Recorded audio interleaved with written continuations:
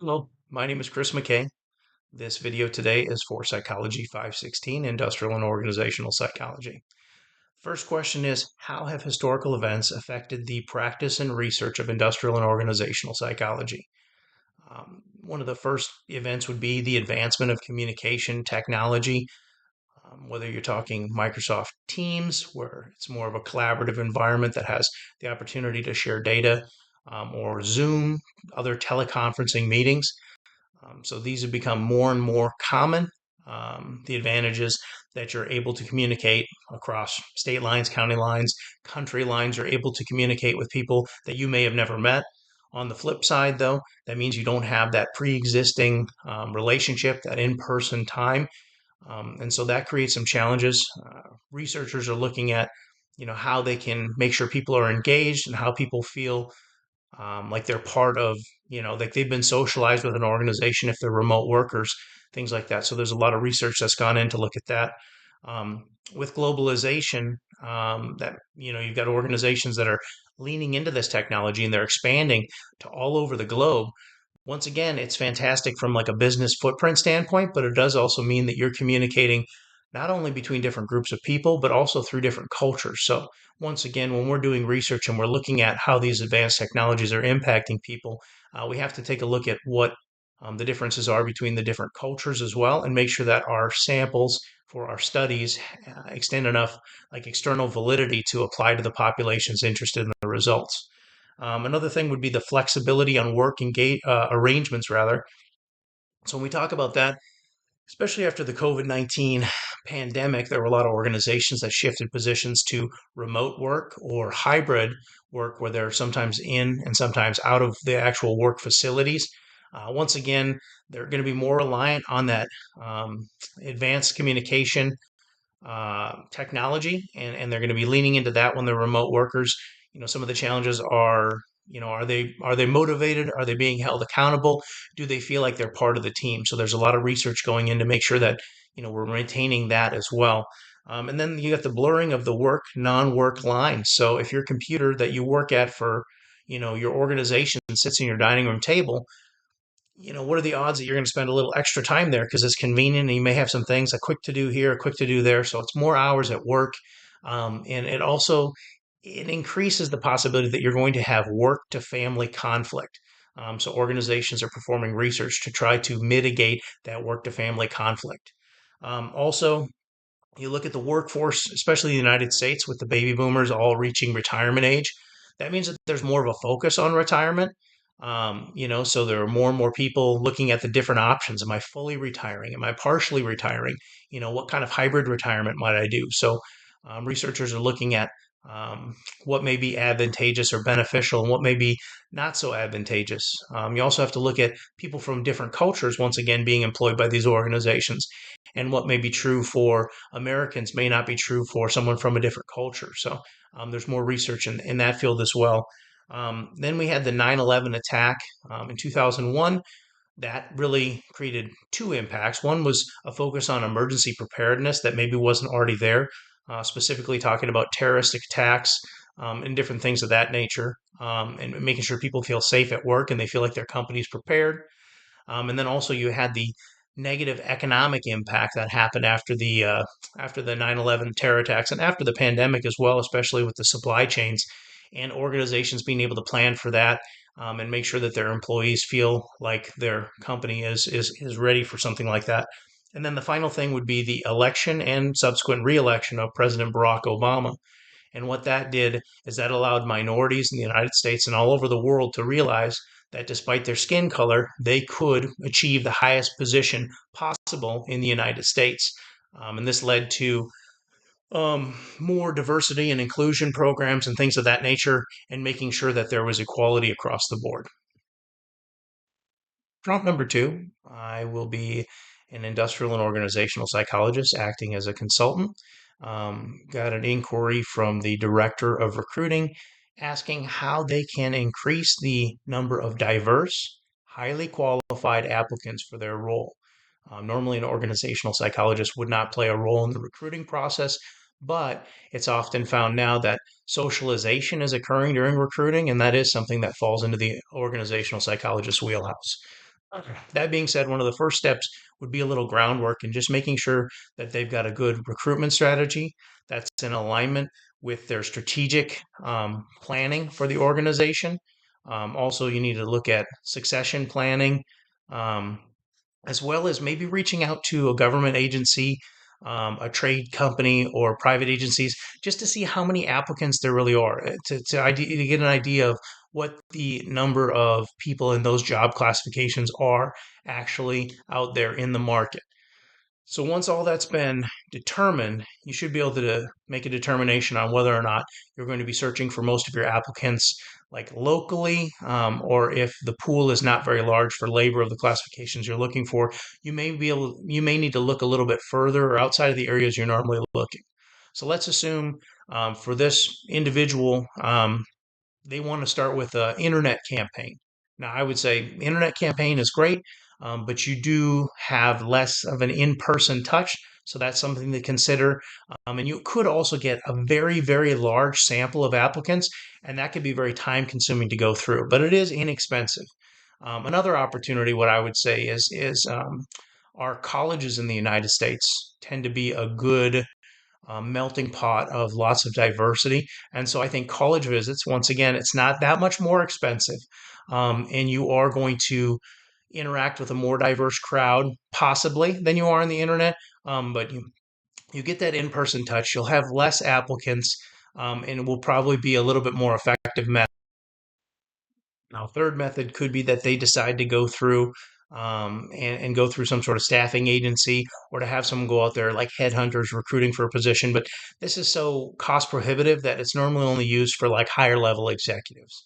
Now, if you want to talk about the attractiveness of how employees may find this particular job, I think you really need to look at a couple of key factors. One factor is if people see a lot of or homogeneity, um, in the organization that does not match with their personality, or their worldview, that's going to be something that's pretty off-putting. That shows that they may not have a good fit, and people tend to disconnect. Job fit is actually one of the primary reasons why individuals choose to go for one organization over another. From a diversity standpoint, this is also important to consider. If you have not looked at the populations of people and some of the research around different cultures, if there's a certain culture or a certain group that you're identifying as a great opportunity to not only provide diversity, but also highly skilled employees, some research and time should be spent into what exactly they value as a culture as well, because there's differences from individualistic to collectivist cultures.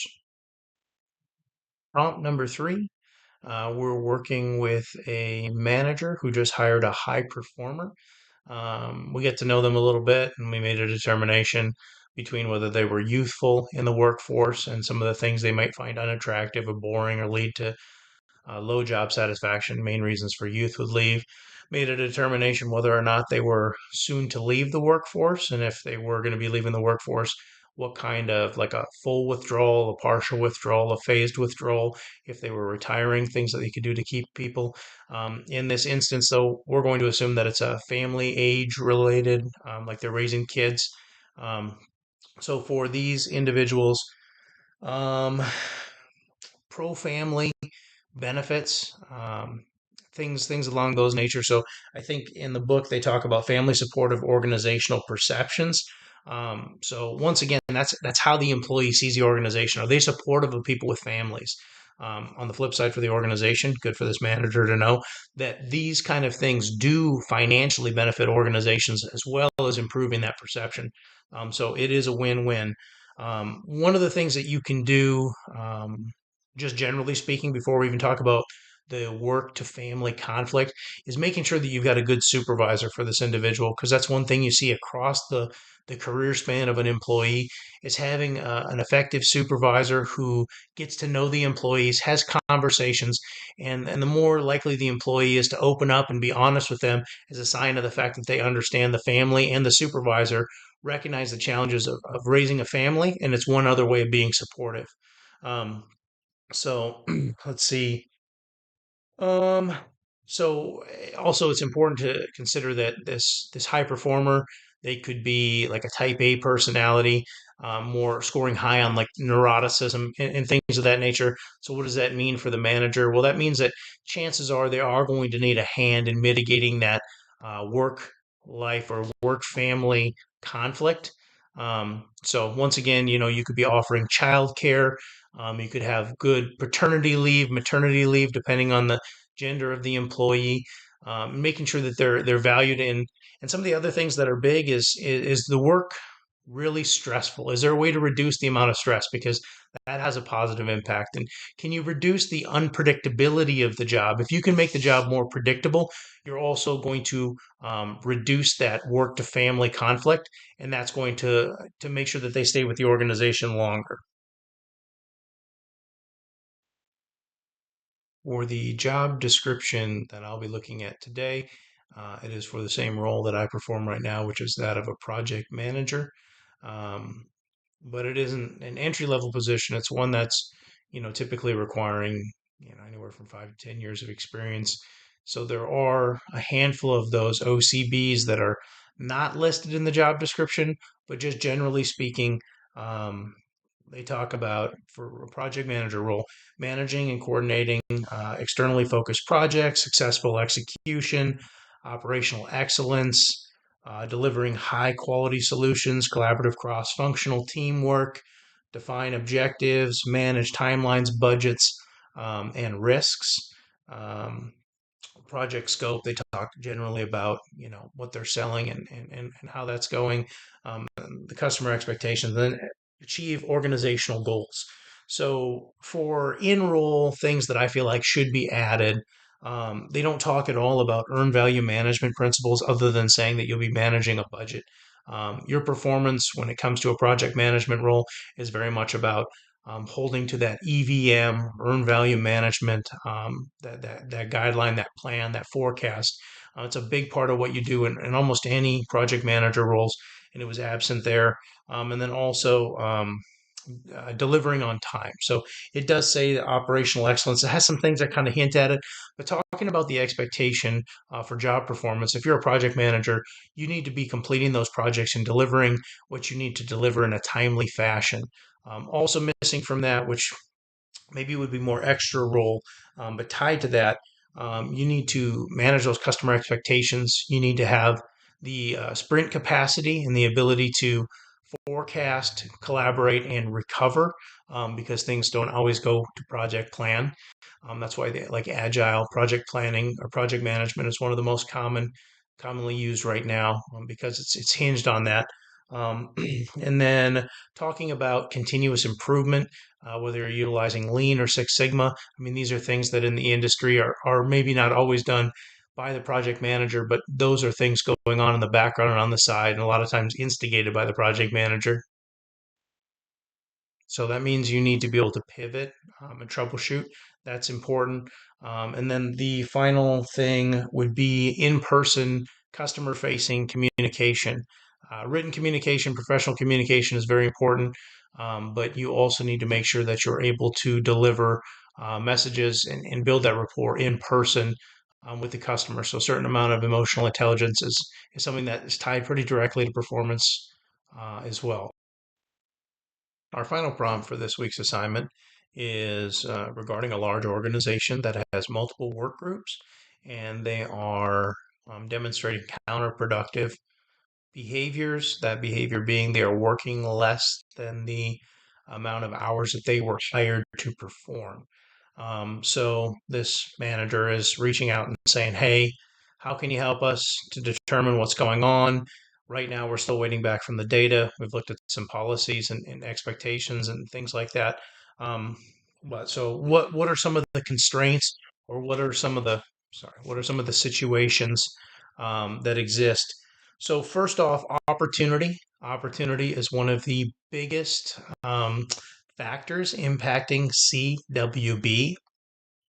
So if individuals are in a work environment or they're working and they don't have a lot of oversight, supervision, not a lot of visibility, they've got more opportunities to perform or participate in these counterproductive activities. So that would be one issue there. So maybe there is not enough supervision.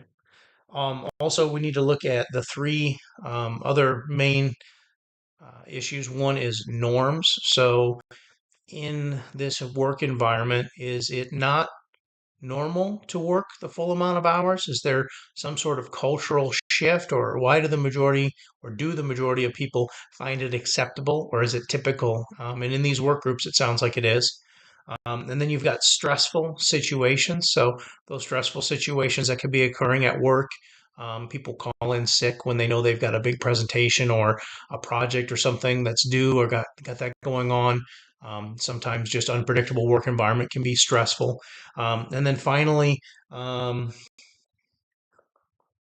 injustice. So the final one is injustice. So is there a perceived injustice going on? Maybe the policies or the expectations um, have injustices or things that are perceived to be unjust.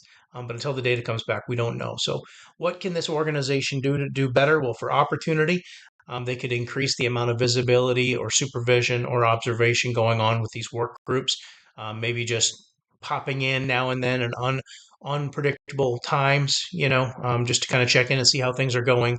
So, as far as the norms go, make sure that the expectations and the policies are known to the individuals, and maybe put a survey together that says, hey, let's anonymously answer the survey about the culture, about the norms, and why people are doing what they're doing. Next, we've got the stressors. So maybe we want to find out the composition of our workforce as far as what personality traits they may possess. Because if they've got trait anxiety, trait anger, or an external locus of control, those three are both found to be to exacerbate the amount of stress in the workplace, and that can lead to more counterproductive work behaviors. And then finally, the injustice. So making sure that those policies are indeed equitable, and that there are no actual injustices going on. And then maybe, putting out a survey once again to see who feels alienated by these policies, if injustice is found to be the source, and trying to address those on an individual basis if necessary.